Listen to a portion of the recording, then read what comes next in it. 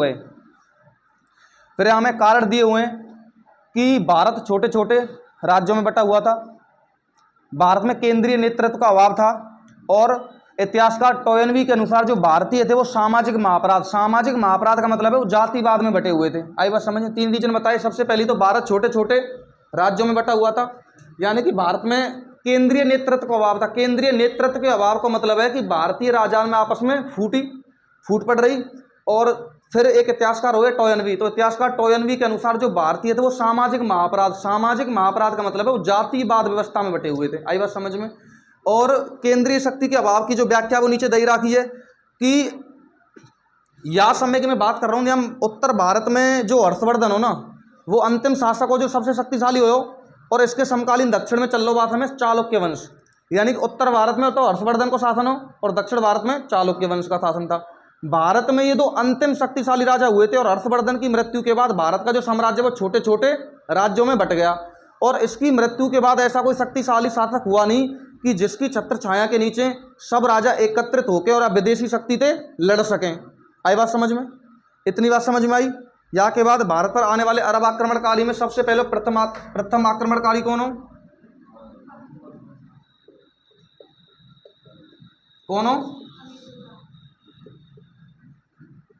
कब आयो? 711 AD में। दूसरा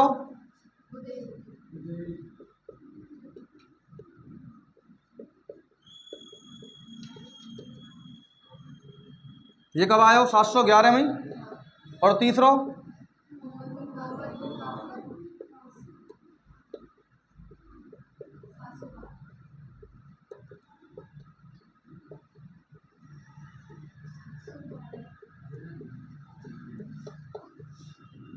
लेकिन ये दोनों है ना, ये असफल आक्रमणकारी है,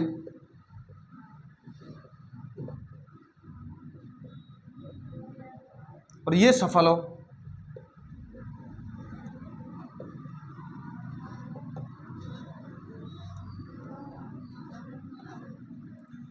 यही वजह थे मोहम्मद बिन कासिम। यहां देखो एक लाइन लिखी जाए, भारत पर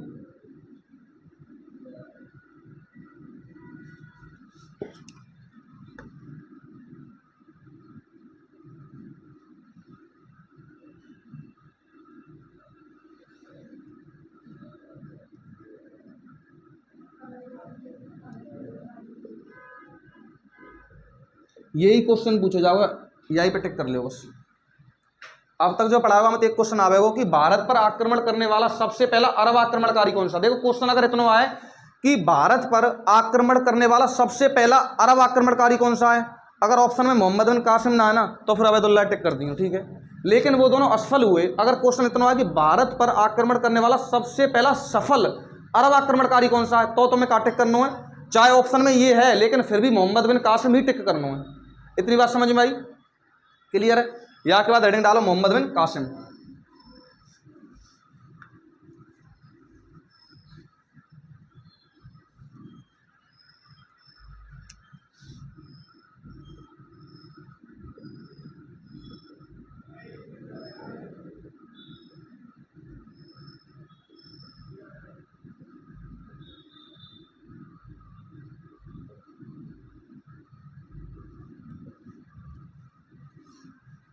हाँ भाई, तो ये बात तो बताई दी कि भारत पर आक्रमण करने वाला सबसे पहला अरब आक्रमणकारी कौन हो? मोहम्मद बिन कासिम। चलो मैप पर बनाऊं एक बार, वैसे समझा रखो मैंने तुमको है ना ये।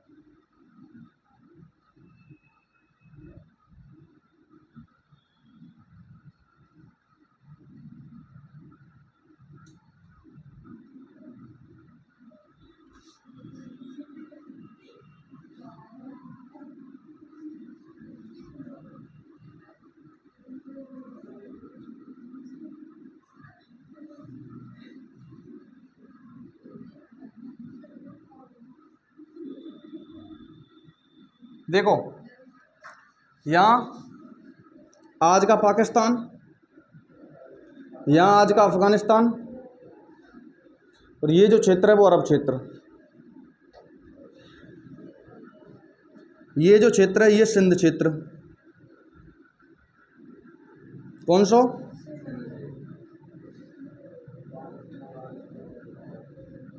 या सिंध क्षेत्र में जो शासक हो वो कौन हो? राजा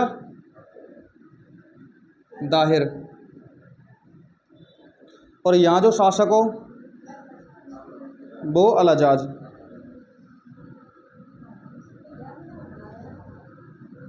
और या अल-हज्जाज को एक सेनापति हो कौन?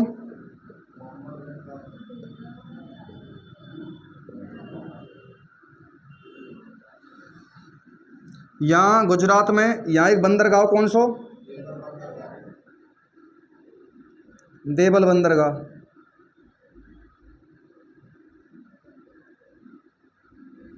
यहाँ की दो पुत्री कौन कौन? सूर्यमला और यहाँ की जो पत्नी, ये तो आपको पूरा विवरण है वो। आई बात समझ में? इतनी बात समझ में आई? बाकी सब किताब में लिखा ही रहो है कि भारत आने वाला सबसे पहला सफल अरब आक्रमणकारी कौन? मोहम्मद बिन कासिम। अरब के शासक किसका? अल-हज्जाज का सेनापति था। कौन? मोहम्मद बिन कासिम। और किस दर्रे से भारत आया था? खैबर दर्रे से। यहाँ सिंध क्षेत्र में दर्रा हो, खैबर दर्रा।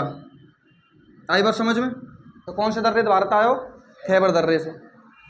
खैबर दर्रे को कहा जाता है भारत का प्रवेश द्वार। ये तो रटने की लाइन है कि ठीक है। मोहम्मद बिन कासिम ने सिंध देवल बंदरगाह पर आक्रमण किया। क्यों करो? पूरी कहानी बता सको। क्योंकि जो अल-हज्जाज के जो व्यापारिक जहाज है एक दिन वो रुके कहाँ पे? देवल बंदरगाह पे। आई बात समझो? जो अरब को शासक हो ना अल-हज्जाज, उस अल-हज्जाज के जो व्यापारिक जहाज है वो कहाँ रुके थे? देवल बंदरगाह पे। और देवल बंदरगाह पे अल-हज्जाज के जो जहाज है उनके साथ हो गई लूट। ठीक है। तो अल-हज्जाज ने राजा दाहिर पे कही कि भाई जितनी भी लूट हुई है वहाँ को कंपनसेशन यानी घर जानो देना पड़ेगा। लेकिन राजा दाहिर ने क्या कहा था कि इस लूट में मेरा कोई हाथ ही ना है। आई बात समझ में? तो फिर यहाँ ने अपना सेनापति भेजा कौन? मोहम्मद बिन कासिम अटैक करने। आई बात समझ में? तो मोहम्मद बिन कासिम भारत क्यों आयो? एक तो मुस्लिम धर्म का प्रचार प्रसार,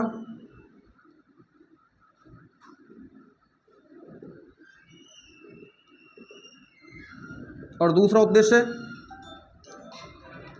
लूटपाट। आई बात समझ में? इतनी बात क्लियर है? ठीक है भाई। मोहम्मद बिन कासिम के आक्रमण के समय सिंध का राजा कौन हो? किताब में देखते रहो सेम चीज लिख रही है। मोहम्मद बिन कासिम के आक्रमण के समय सिंध का राजा कौन हो? राजा दाहिर। और ये जो राजा दाहिर है कौन से वंश को? ब्राह्मण वंश का। ठीक है। ब्राह्मण वंश का हिंदू शासक था। इसकी यहाँ की दो पुत्री कौन कौन ही? सूर्यमला और परिमला। यहाँ की पत्नी को नाम रानी बाई। आई बात समझ में? और मोहम्मद बिन कासिम ने भारत में एक कर लागू करो, कौन सा? जजिया कर। और ये जो जजिया हो ना, ये कौन कौन से लियो जाओ? ये कौन कौन से ना लियो जाओ? एक तो ब्राह्मण के ना लियो जाओ, एक तो ब्राह्मण के ना लियो जाओ, एक कोई विधवा महिला बातें ना लियो जाओ, और एक विकलांग आदमी है जो। बाकी सब ते लियो जाओ जजिया। और ये जजिया है ना, ये काफिर, काफिर का मतलब है गैर मुसलमान या गैर मुसलमानों से लिया जाता था। या फिर मैं सीधी कहूं तो मैं कह सकूं हिंदुओं से लिए जाने वाला कर था।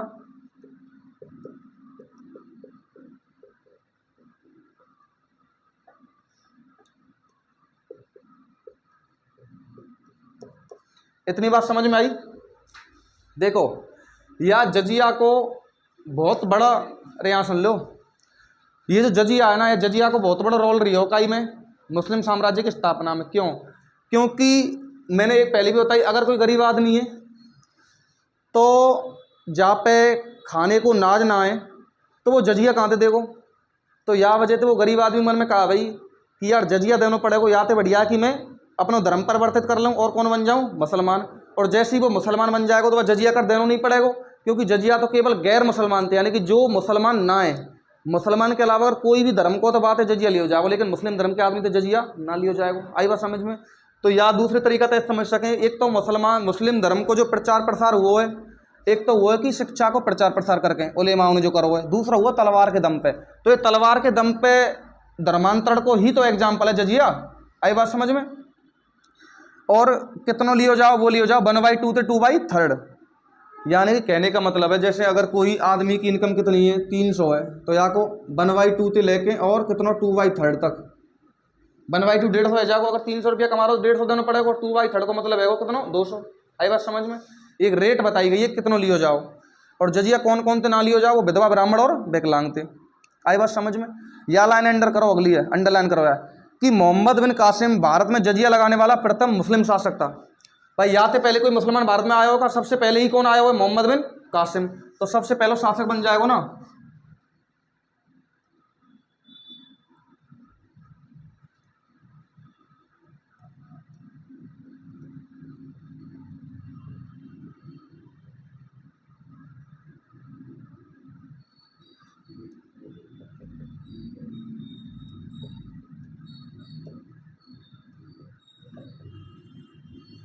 आई बात समझ में?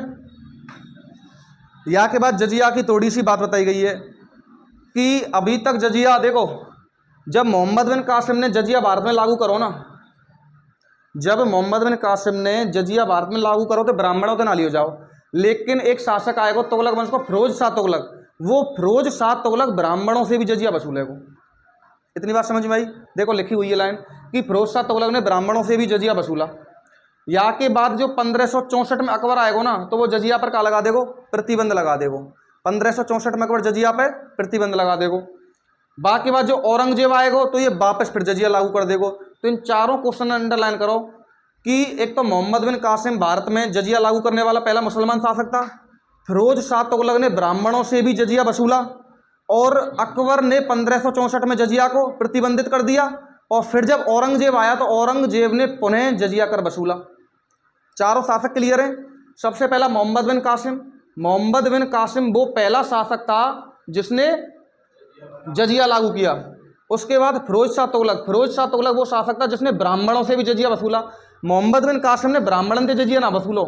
फिरोज शाह तुगलक पहला शासक था जिसने ब्राह्मणों से जजिया वसूला। अकबर ने 1564 में जजिया को प्रतिबंधित कर दिया, और फिर अंतिम जो शासक आएगा, जो यानी कि अंतिम शासक तो ना हो वाको मुगल साम्राज्य को, लेकिन शक्तिशाली जो अंतिम शासक बचो ना वो औरंगजेब ही हो। बाकी बात तो छोटे मोटे शासक है मुगल साम्राज्य में। फिर औरंगजेब ने जजिया पुनः लागू कर दियो। आई बात समझ में? और जो पूर्ण रूप से जजिया समाप्त करो ना, वो जो मुगल साम्राज्य का अंतिम शासक हो मोहम्मद शाह रंगीला, वो माने करो। आई बात समझ में? तो जजिया से संबंधित 5 क्वेश्चन तुम्हें याद रखने हैं। जजिया क्या चीज़ है, समझ में आई? ना समझ में आई तो एक बात समझो, जजिया एक कर है, कर। कर को मतलब टैक्स, या तुम ऐसे समझ लो, इतना तो जान है, जब तुम कहीं बाहर यात्रा करने गए तो तुम्हें देखा रोड पर टोल टैक्स मिले। टोल टैक्स तो सब जाने, देखो लाली टोल टैक्स ना जाने? टोल कटे का है, तो वो टोल कटे वो का है वो एक तरीका से यात्रा करी तो है भाई, एक तरीका से यात्रा करी तो है, रोड टैक्स ही तो है वो। तो ऐसे ही टैक्स हो कौन? जजिया। आई बात समझ में? जो केवल या बात को देना पड़े हो क्या तू मुसलमान ना है, तू हिंदू है, हिंदू होने को ही टैक्स देना पड़े हो। आई बात समझ में? क्लियर है? पूछें तुम कछू इतना है, मुर्दान तरह बैठे रहे। साल में महीना में तू मरवा बगुन ने। हाँ भाई, या के बाद मोहम्मद बिन कासिम ने चलाए थे सोने के सिक्के, और सोने के सिक्के चलाने वाला पहला मुस्लिम शासक था, और का नाम थे चलाए? धर्म नाम थे।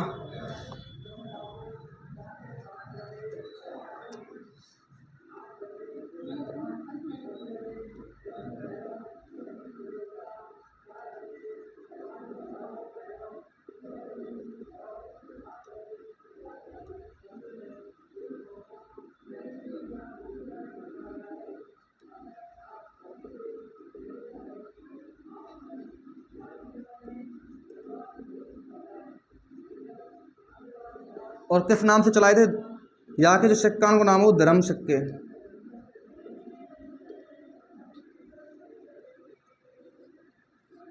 आई बात समझ में?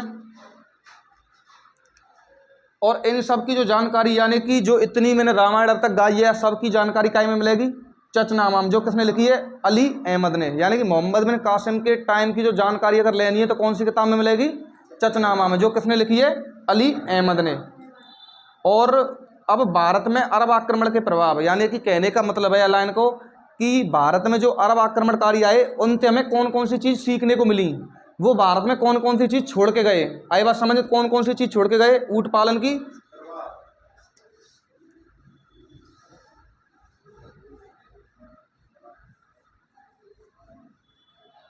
यहाँ देखो रिपीट कर रहा हूँ एक बार,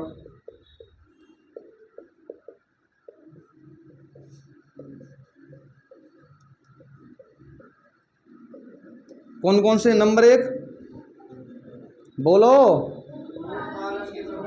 एक तो ऊँट पालन की शुरुआत हुई, यानी ऊँट पालन हम थे सीखो। दूसरा खजूर की खेती कौन थे सीखी हमने? अरविंद थे, हाँ अरबी आक्रमणकारी थे। मानचित्र कला का विकास,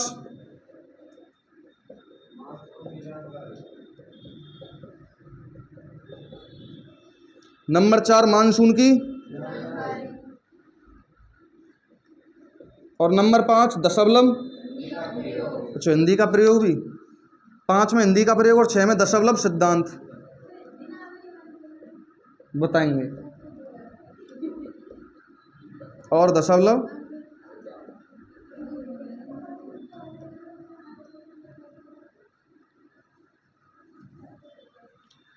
अब दशवलम सिद्धांत की बात देखो, नीचे लाइन लिख रही होगी कि दशवलम की खोज तो आर्यभट्ट ने बहुत समय पहले कर दी, लेकिन हमने जो सीखो ना वो प्रैक्टिकल सीखो। यानी दशमलव की खोज तो आर्यभट्ट ने कर दी, लेकिन हम भारतीय उसका प्रयोग नहीं कर पाए, तो हमने दशमलव का प्रयोग यानी कि प्रैक्टिकल सीखो। आई बात समझ में?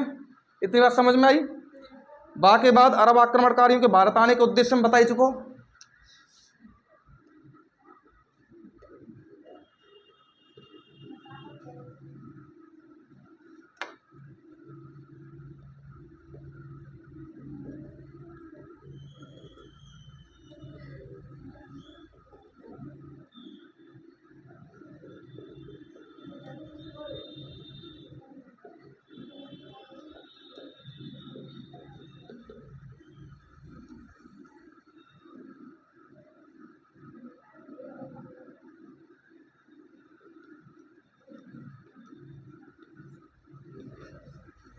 हाँ भाई।